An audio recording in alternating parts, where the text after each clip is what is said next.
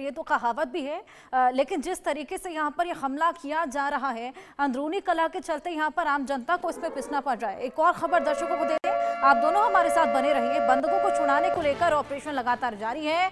पाकिस्तान सेना का बीएलए के खिलाफ ये ऑपरेशन बेहद बड़ा होता चला जा रहा है। बंधकों को छुड़ाने के लिए अतिरिक्त फोर्स भी यहाँ पर बुलाई गई है।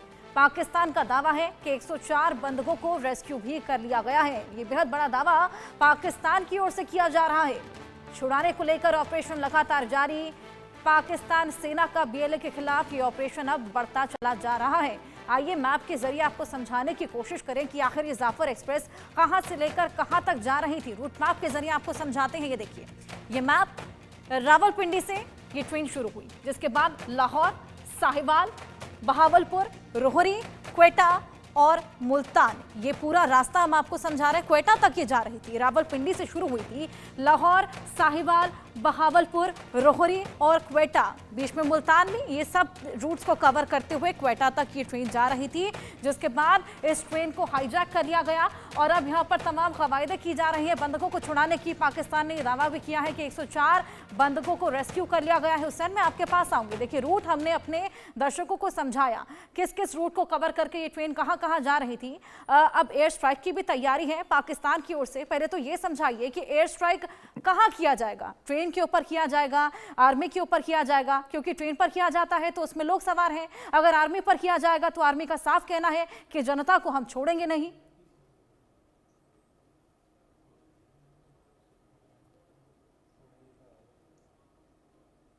हुसैन, आप मुझसे कह रही? जी ओके। देखिए, मैं आपको बताऊं, अभी इससे पहले जो अभी सर ने की बात, तो उससे पहले आपने बात की कि अल्टीमेटम दिया गया 48 घंटे का। इस तरह की खबरें चल रही हैं, ये आज सुबह से चल रही है। लेकिन मैं आपको वही बताऊंगा, इसकी भी कोई वेरिफिकेशन नहीं है कि उनकी डिमांड्स क्या है कि हमारे बंदों को रिहा करें, इस तरह करें।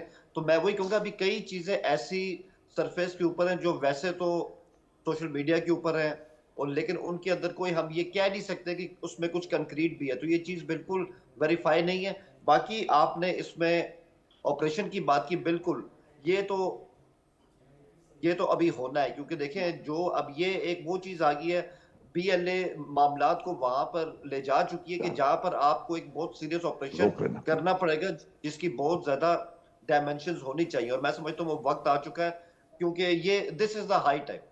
इससे पहले इतना ग्रैंड स्केल का ऑपरेशन यहाँ पे नहीं हुआ। यहाँ पे टेक्निकल ऑपरेशन होते हैं, कॉम्बिंग ऑपरेशन होते हैं, लेकिन वक्त आ गया कि यहाँ पे एक सीरियस की जो है एफर्ट की जाए इनको तबाह करने के लिए। एक और बात मैं ये कहूंगा, आपने अभी बात की कि वहां पर एयर स्ट्राइक्स के बारे में बात की जा रही है। वो कहाँ पे होगी? पहाड़ों पर होगी, सुरंग के ऊपर होगी, ट्रेन पे होगी? तो मैं आपको दोबारा बता रहा हूँ, मैं बहुत जिम्मेदारी से कह रहा हूँ, अभी तक हमारे सिक्योरिटी जो भी क्वार्टर्स है वहां पे किसी एयर स्ट्राइक की कोई खबर नहीं है, ना हमें इस बारे में अभी तक मजीद कोई इंफॉर्मेशन मिली है। लिहाजा मैं वही कह रहा हूँ, जब हमारे सामने चीजें आएंगी तब हम इस पर बेहतर तौर पर कमेंट कर सकते हैं। क्या सराइयों को तूफान इस वक्त बहुत है, लेकिन हतमी फिक्र वही है जो हमारे सामने है, जो मैंने आपको बताए हैं कि 104 लोग जो है अभी तक वो वहां पे रिहा हुए हैं। हुसैन, खबर है नहीं कि आप देना नहीं चाहते, क्योंकि हमने ये खबर भी सुनी है कि वहां पर ब्लैकआउट्स भी कर दिए गए हैं, इंटरनेट भी काट दिया गया है, ताकि वहां से कोई भी खबर बाहर ना जाए। मैम, बात ये कि वहां इंटरनेट है ही नहीं, वहां पे कम्युनिकेशन के बहुत मसाइल हैं। यही तो सबसे ज्यादा कल प्रॉब्लम आए। मैंने आपको शुरू में बताया कि वो इलाका जो है वो मेन स्ट्रीम जो सिटीज है वहां से बहुत दूर है, और जब वहां पे इस तरह का ऑपरेशन हुआ और पता चला कि एक सुरंग के अंदर ट्रेन को रोक दिया गया है, पटरी को उड़ा दिया गया है, तो सिक्योरिटी जब वहां पे पहुंची तो उनको टाइम लगा है, क्योंकि वो मैंने कहा वो मेन स्ट्रीम एरिया से बहुत दूर की जगह है। तो वहां पे कम्युनिकेशन, इंटरनेट के मसाइल बहुत ज्यादा है, इतला करना बड़ा चलिए मुश्किल हुसैन, है। और यही बातचीत करेंगे। एक और बड़ी खबर दर्शकों को यहाँ पर दे दे। पुलिस चौकी पर बीएलए ने कब्जा जमा लिया। पुलिस वालों का सामान जब्त कर लिया है, पुलिस के हथियारों को जब्त कर लिया है, और मस्तूंग कब्जे पर बीएलए ने यह कब्जा किया है। मस्तूंग कब्जा कस्बा, जहां पर ये बीएलए ने हथियारों को जब्त कर लिया है। पुलिस के ये हथियार हैं जिन्हें जब्त कर लिया गया है। लगातार ये मामला एस्केलेट होता चला जा रहा है। अनुज माथुर जी हमारे साथ जुड़े हुए हैं। अनुज माथुर जी, जिस तरीके से यहाँ पर ये हमला बढ़ता चला जा रहा है, अब यहाँ पर पुलिस के हथियारों को भी जब्त कर लिया है और साथ ही ट्रेन को तो हाईजैक कर ही रखा है। क्या लगता है ये मामला कितना और बढ़ेगा? क्योंकि डायलॉग की गुंजाइश तो अभी तक नजर नहीं आ रही है। एयर स्ट्राइक के लिए यहाँ पर पूरी तैयारी है। हर्षद देखिए, हम लोग समस्या की जड़ पर तक पहुंचने का प्रयास नहीं कर पा रहे हैं। जब तक समस्या को की जड़ को एड्रेस नहीं किया जाएगा तब तक हम इस बात को देखिए, पाकिस्तान में अभी भी लोग इस बात को मानने तक को तैयार नहीं है कि वहां पर बहुत बड़ी समस्या है। वहां के कल कल जो सज्जन पधारे थे आपके चैनल पे, उन्होंने कहा कि एक बहुत मामूली चीज है, आप इतना बड़ा दुस्साहसपूर्ण ऑपरेशन हो गया और ट्रेन हाईजैक कर ली गई, उसको बोलते हैं मामूली चीज है। एक बात मैं हुसैन जावेद साहब से एग्री करता हूं कि जो खबरें आ रही हैं वो कोई उनका प्रामाणिक शायद नहीं है, लेकिन ये बात निश्चित है कि पाकिस्तान आर्म्ड फोर्सेस ने हेलीकॉप्टरों का वहां पर प्रयास इस्तेमाल किया, क्योंकि हेलीकॉप्टर जो है वो इस प्रकार की टेरेन में ज्यादा इफेक्टिव होता है बनिस्बत एयर स्ट्राइक के। अभी मकसद मेरे हिसाब से पाकिस्तान आर्म्ड फोर्सेस का ये होना चाहिए कि वो किसी ना किसी प्रकार से इस होस्टेज समस्या को पहले इसका समाधान निकालें, चाहे वो डायलॉग के मार्फत, चाहे वो कुछ लीडरों को छोड़ करके या कैसे भी। अब देखिए, उन्होंने कहा कि अल्टीमेटम की बात हो रही है, वो सही नहीं है, लेकिन मैं ये बताना चाहता हूं कि अगर कोई अल्टीमेटम देना ही नहीं होता, कोई मांग ही उनकी नहीं होती, तो उन्होंने हाईजैक क्यों करी ट्रेन हाईजैक करी इसलिए गई है क्योंकि उन्होंने इंटेलिजेंस को हासिल किया कि इसमें बहुत सारे सैनिक और आईएसआई के अधिकारी और लोग बैठे हुए हैं, इनको करके और लीवर लगा के और हम अपने पॉलिटिकल जो डिटेनीज हैं उनको छुड़वाएंगे। तो ये बात बिल्कुल निश्चित है कि किस प्रकार से पाकिस्तान में शायद, और ऐसे समय में ये लाजमी भी है कि आप कुछ खबरों को बाहर निकलना न दें, क्योंकि वो खबरें एक ऐसा रूप हासिल कर लेती हैं जिससे कि ऑपरेशन पे असर पड़ सकता है इस पे। तो ये बात और ठीक है, लेकिन इस बात को नहीं मानना मेरे हिसाब से वो सोल्यूशन, आप उस सोल्यूशन की तरफ नहीं बढ़ पाएंगे।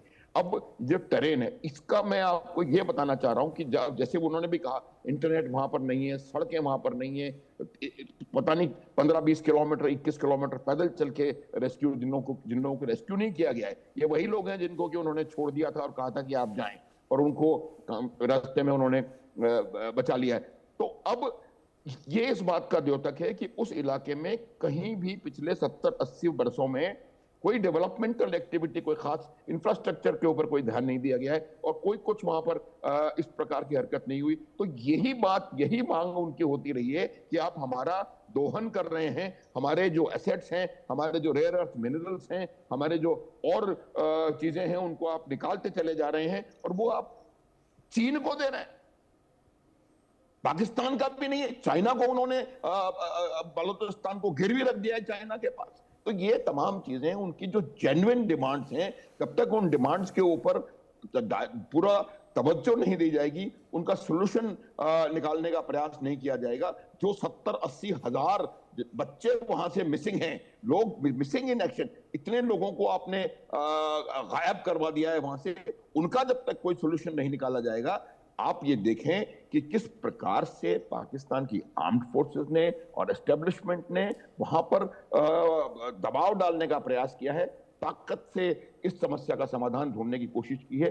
देखिए हर्षा, कि कोई भी इस प्रकार की समस्या जो कि इंसर्जेंसी से कनेक्टेड है, वो समस्या बल प्रयोग से हल नहीं होती है। बल प्रयोग आवश्यक है कि जो टेररिस्ट एलिमेंट है, जो आर्म्ड एलिमेंट है उस ऑर्गेनाइजेशन का, उसको खत्म करने के लिए। बिल्कुल, रूट कॉज पकड़ने की यहाँ पर बेहद ज्यादा जरूरत है अनुज माथुर जी। बिल्कुल।